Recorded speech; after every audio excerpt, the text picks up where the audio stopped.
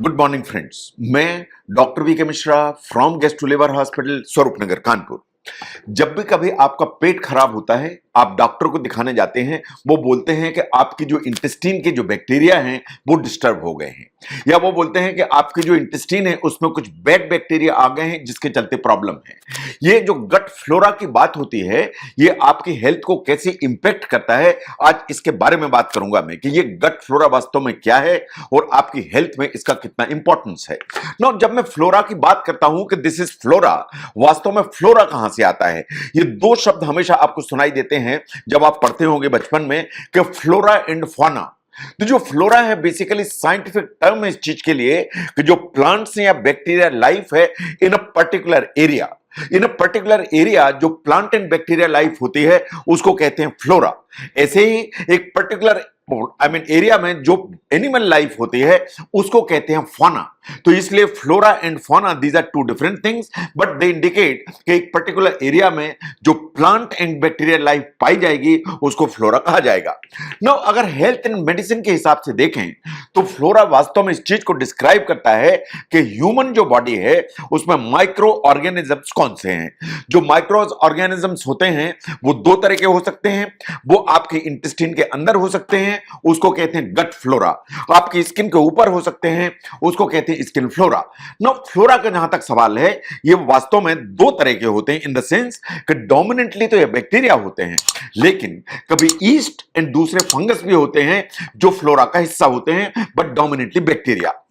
No, जब हम गट flora की बात करते हैं तो ये पूरी दुनिया है एक, इन द सेंस कि ये पूरी दुनिया है माइक्रो ऑर्गेनिजम्स की, जो टाइनी ऑर्गेनिजम्स हैं जो आपकी इंटेस्टाइन के अंदर होते हैं। इन वास्तव में डोमिनेंटली, जैसा मैंने कहा, ये बैक्टीरिया ही होते हैं। जो रिसर्च है इसी चीज पर फोकस सबसे ज्यादा करती है कि ये जो फ्लोरा है या जो गट बैक्टीरिया है आपकी जो बॉडी है उसमें कितना इंपॉर्टेंट रोल प्ले करते हैं। इनको बहुत सारे नामों से जाना जाता है, इन द सेंस कि इनको गट फ्लोरा कहा जाता है, इनको इंटेस्टिनल फ्लोरा कहा जाता है, इनको माइक्रोबायोटा कहा जाता है, इनको माइक्रोबायोम कहा जाता है, कभी कभी इसमें माइक्रोफ्लोरा भी कहा जाता है। तो जहां तक इंटेस्टाइन में जो फ्लोरा है या गट फ्लोरा है उसको इतने सारे और भी नामों से जाना जाता है। नो, ये over a period of time सभी स्टडीज ने माना कि हमारी जो हेल्थ है और हमारा जो स्वास्थ्य है, जो डिजीज के लिए वल्नरेबल होता है, उसमें हमारा जो माइक्रोबायोटा है या गट फ्लोरा है बहुत इंपॉर्टेंट रोल प्ले करता है। नो, जो इंटेस्टाइन में इस तरह का जो माइक्रोबायोटा या गट फ्लोरा आया, ये एक्चुअली आया कहां से? जो बेबीज जो बॉर्न होते हैं या बच्चा जब पैदा होता है, वास्तव में उसकी इंटेस्टाइन में कोई बैक्टीरिया नहीं होते हैं। उसके जो इंटेस्टाइन है ऑलमोस्ट या कंप्लीटली स्टेराइल होती है, लेकिन जैसे ही बच्चा जन्म लेता है, इन मां की बर्थ कैनाल से निकलता है, वहां से ही इसको माइक्रो ऑर्गेनिजम्स मिलना चालू हो जाते हैं। ये पहला एरिया है जहां से बच्चे को माइक्रो ऑर्गेनिजम्स मिलते हैं। इन साइंस मानती है कि ये पॉपुलेशन जो गट फ्लोरा की है, स्टार्ट होने का ये स्टार्टिंग पॉइंट है। और जैसे जैसे बच्चे की एज बढ़ती है, जो ब्रेस्ट मिल्क है, फार्मूला मिल्क है, इन बाकी जो चीजें खाने की हैं, प्लस जो आपके वातावरण का एक्सपोजर है, इन सब को मिला के जो बच्चा है उसको एक गट फ्लोरा मिलता है जो इसके इंटेस्टाइन में जाके पॉपुलेट हो जाता है। नो, इसीलिए ऑल दोज बेबीज जो सिजेरियन सेक्शन से पैदा होते हैं, उनका बायोटा या जो गट फ्लोरा है वो हमेशा नॉर्मल डिलीवरी के जो बच्चे होते हैं उनसे फर्क होता है एंड डिफरेंट होता है। नो, अगर हम लोकेशन की बात करें, क्या खाने की नली में बैक्टीरिया होते हैं? नहीं। क्या खाने की थैली में बैक्टीरिया होते हैं? नहीं। क्या ड्यूडेनम में बैक्टीरिया होते हैं? नहीं। खाने की थैली का एसिड, उससे आगे के एरिया में बाइल, उसके आगे के एरिया में पेनक्रेटिक जूस, ये जो तीन चीजें हैं ये वास्तव में किसी भी बैक्टीरिया का जो कोलोनाइजेशन है उसको होने नहीं देती हैं।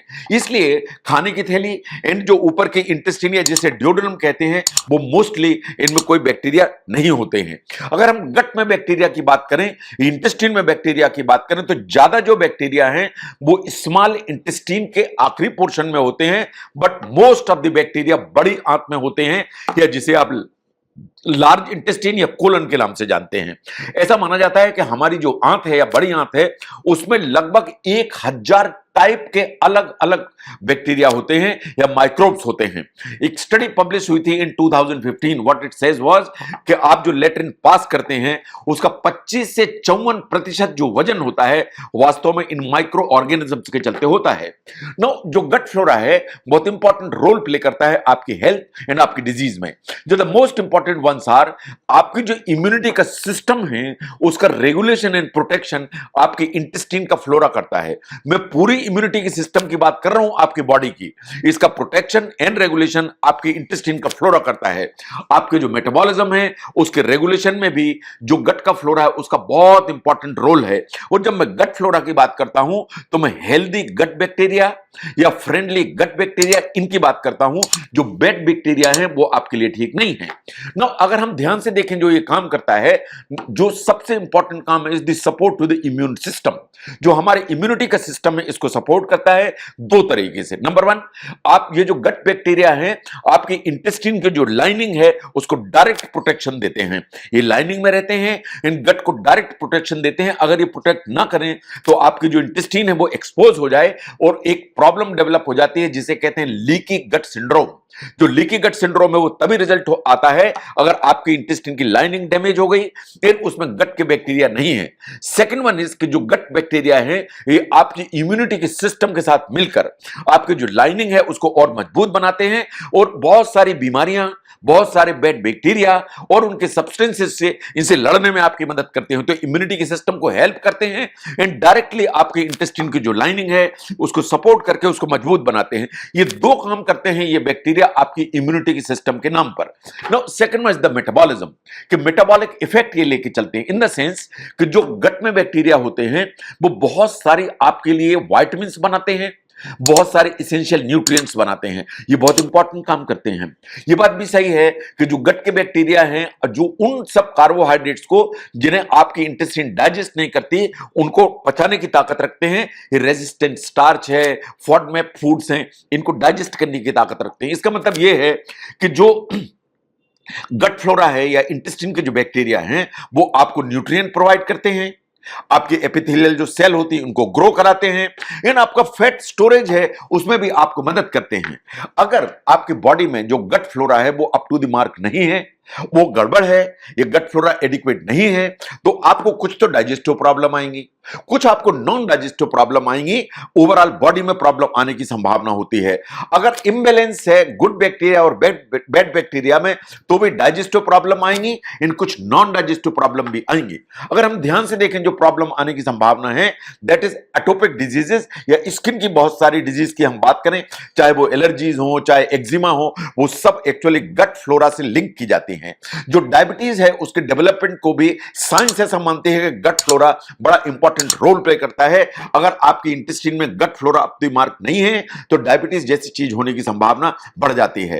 नाउ इन्फ्लेमेटरी बाउल डिजीज जिसमें अल्सरेटिव कोलाइटिस, क्रॉन्स डिजीज या इस तरह की जो बीमारियां हैं उनको माना जाता है कि गट फ्लोरा के इंबैलेंस के चलते शायद ये बीमारी डेवलप होती है। Number 4 is the irritable bowel syndrome, जो आंत की उस तरह की बीमारी है जो आंत की रेगुलेशन, आंत की चलने की प्रक्रिया उनको गड़बड़ करती है, इन लार्ज पॉपुलेशन को अफेक्ट करती है। इसको भी डिसबायोसिस या imbalance of the good and bad bacteria के रिजल्ट के रूप में देखा जाता है। इनफैक्ट साइंस ऐसा मानती है कि जो आपका वजन बढ़ता है, जो आपकी ओबेसिटी है, जो आपकी तोंद निकलती है, जो आपको पेट के अंदर चर्बी जमा होती है या विसरल ओबेसिटी होती है, इसके पीछे भी शायद जो गट का फ्लोरा है या गट के बैक्टीरिया है यही इंपॉर्टेंट एजेंट्स हैं जो ये प्रॉब्लम करते हैं। इवन मेटाबॉलिक सिंड्रोम वो भी शायद गट बैक्टीरिया से जुड़ा हुआ है। नो, अगर आपको अपना गट बैक्टीरिया ठीक करना है तो बड़े सिंपल स्टेप्स हैं जो आपको वॉच करने पड़ेंगे। एक स्ट्रेस अगर आपको होती है, अगर आपको कंटिन्यूअस स्ट्रेस की आदत है तो ये आपके गट बैक्टीरिया को अफेक्ट करेगी and gut flora, good bacteria इनके पॉपुलेशन को हार्म करेंगी। तो इसलिए स्ट्रेस रिडक्शन के सभी प्रयास आपको करने चाहिए। नंबर 2, जो आप एंटीबायोटिक्स बार बार यूज करते हैं किसी काम के लिए या डॉक्टर्स आपको बार बार प्रिस्क्राइब करते हैं हैं, एंटीबायोटिक एक्चुअली आपकी इंटेस्टाइन का जो गुड फ्लोरा है उसको भी डैमेज करने की ताकत रखता है। नो, अगर आप एक वेल राउंडेड न्यूट्रिशियस डाइट लेते हैं जिसमें प्रोटीन एडिक्वेट है, कार्ब एडिक्वेट है, हेल्दी फैट्स एडिक्वेट अमाउंट में है, इसमें ठीक जो ना फ्रूट्स हैं, वेजिटेबल्स हैं, अगर आप वेल राउंडेड न्यूट्रिशियस डाइट लेते हैं तो आपकी इंटेस्टाइन में जो बैक्टीरिया हैं वो हेल्दी होते हैं, अप टू द मार्क होते हैं। आप जो प्रोबायोटिक फूड यूज करते हैं, जैसे आप कर्ड लेते हैं, आप किमची लेते हैं, इनसे आपको गुड बैक्टीरिया मिलते हैं। आप जो एस सप्लीमेंट भी लेते हैं उनमें भी गुड बैक्टीरिया आपको दिए जाते हैं जिससे आपको हेल्प होती है। एक नया डेवलपमेंट है मेडिकल साइंस का जिसे आपको जानना चाहिए कि अगर गट फ्लोरा बहुत ही गड़बड़ है तो इन एक्सट्रीम केसेस जो फीकल माइक्रोबायोटा उसका ट्रांसप्लांट किया जा सकता है, but it's a very rare situation, but यह जानकारी आपको होनी चाहिए। नो, जहां तक गट फ्लोरा का सवाल है यह आपकी लाइफ से जुड़ा हुआ है। आप ऐसा मत सोचिए कि बैक्टीरिया आपकी बॉडी में नहीं होते हैं, आपकी स्किन में होते हैं, आपकी इंटेस्टाइन के अंदर होते हैं। आपके इंटेस्टाइन के अंदर गुड बैक्टीरिया होते हैं, आपके गट के अंदर बैड बैक्टीरिया होते हैं। जो गुड बैक्टीरिया हैं वो आपकी लाइफ, आपकी बॉडी, आपकी इंटेस्टाइन इसके लिए बहुत ज्यादा इंपॉर्टेंट है। अगर आपके बॉडी के अंदर गुड और बैड बैक्टीरिया का इंबैलेंस है तो आपको प्रॉब्लम्स होंगी।